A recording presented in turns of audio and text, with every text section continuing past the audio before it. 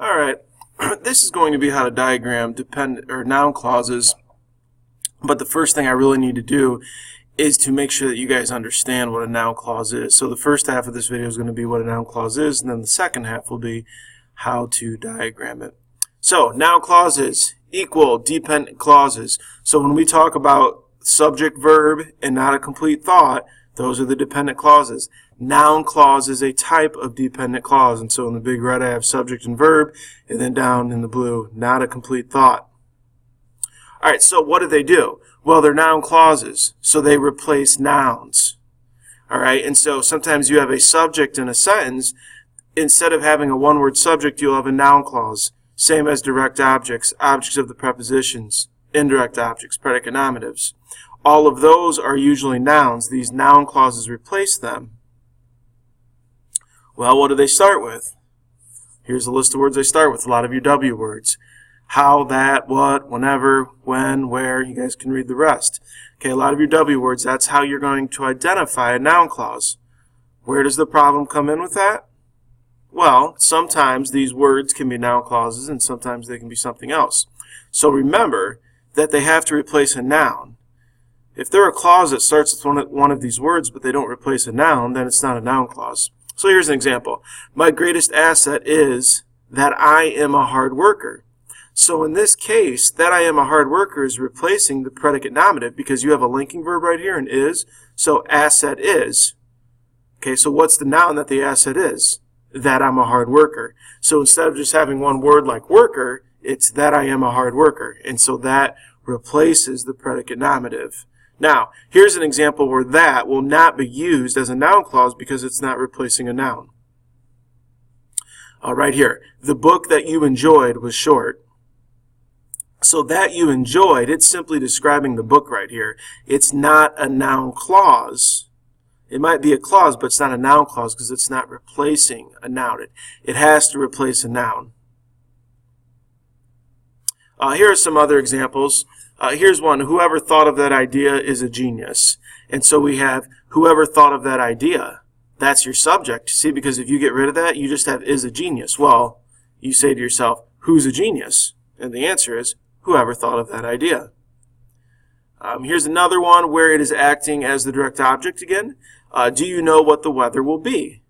And so you have to flip that sentence. You do know. And so you is the subject, do know is the verb. What do you know?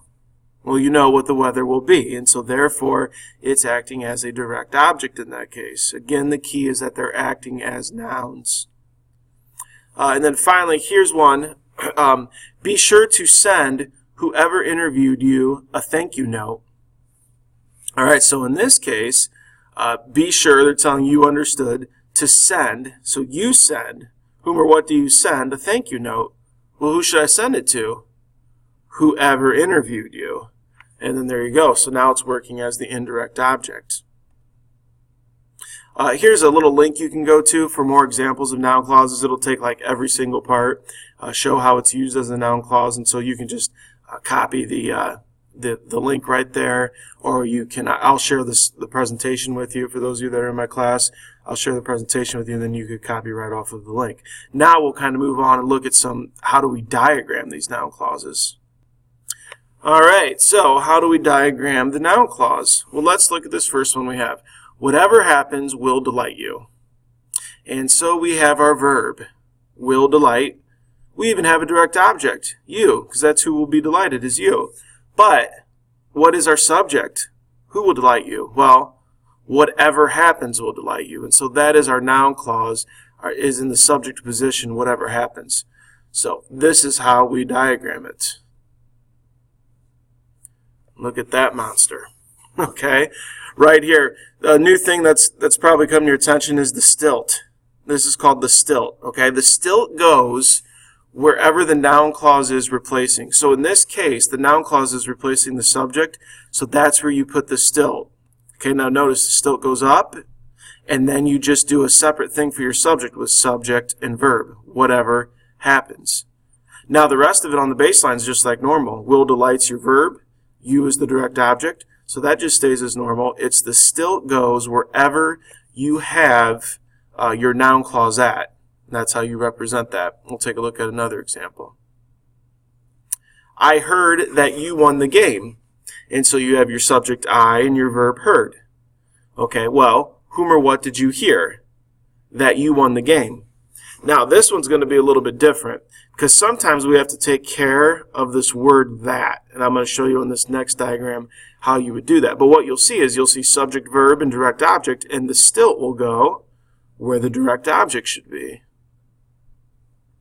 Okay, and so you're kind of moving along and you're filling in your sentence.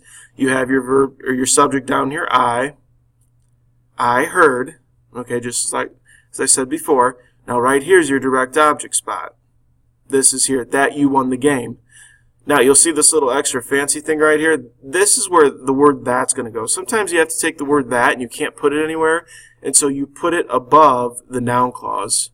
So I'll continue on here. Use the subject of the noun clause. What did you do?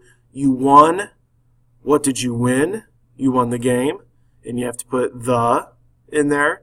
And then, like I said, it's kind of one of those English rules that's just kind of weird. Like there has to be something for everything. And so where do we put that? In this case, when it's a noun clause, we have to put it up here. Now, that's not true for every noun clause. But whenever you deal with the word that, you have to draw this little dotted line and then put that above it. Kind of a weird little rule. But that's just kind of the way English works sometimes. But that's how you diagram noun clauses. We'll take some time in class and we'll go over some more examples. And just remember, you just got to keep your pattern. Always find your subject and verb first. It always starts with that. That makes things a lot easier.